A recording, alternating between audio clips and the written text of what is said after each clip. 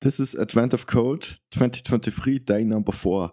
Today we have as input a list of cards, and each card has two sets of numbers printed on it. The first set is the list of winning numbers, and the second set is the list of numbers that we have. Our job is to find the intersection between the two sets of numbers to determine for each card how many of the winning numbers we have. And to get the final result, we have to calculate the total of all the scores of all the cards. And for each card, the score is computed as follows. If there's one winning card, the score is 1. And for each additional winning card, the score doubles. So it will be 1, 2, 4, 8, up to 16, because at most there can be 5 winning cards. I have already created two functions for part 1 and part number 2. Both of these functions return an integer, the result, and as arguments they take a list of strings, which will be the input file line by line. For the solution, I start by iterating over all of the lines, and for each line I use the regex library to split the line where a colon followed by one or more spaces occurs, and this separates the game ID from the two sets of numbers, which I'm calling the game content here. Next up, I'm splitting the game content to separate the winning numbers from our numbers,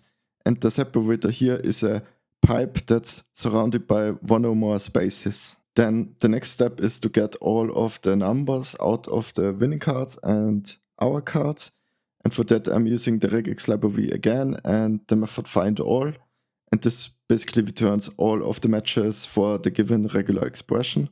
And afterwards, I'm using a list comprehension on the result, the list of matches, to convert each of the numbers to an integer. And next, I'm using the same mechanism for our cards to get the list of integers for these cards as well.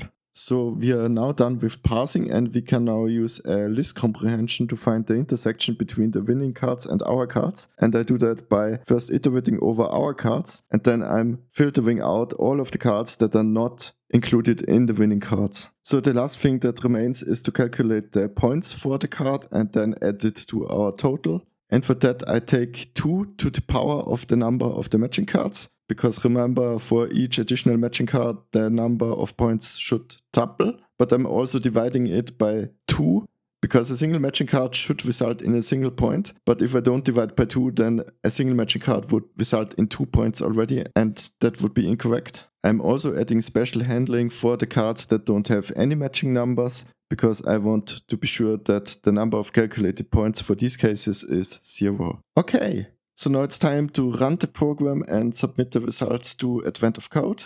And as expected, we receive our first gold star and the assignment for part number 2. So I quickly copy over the second assignment and format it a little bit. This is asking us to change the way in which we calculate the final result. We still have to iterate over all of the cards that we got as input. And we also still need to determine the count of matching numbers. But this time we have to take the count of matching numbers and take the same number of subsequent cards and just copy them so that they are taken into consideration twice. This is a little bit hard to explain, but hopefully it will become clear when we implement the solution. So to get started with, I copied the solution that we implemented for part number 1. And then I remove the old calculation of points that we no longer need. Next, I'm introducing a new variable that I'm calling counts. And initially I set this for 1 for all of the cards that we received as input. And for that I'm using a little trick where you can multiply a list by an integer.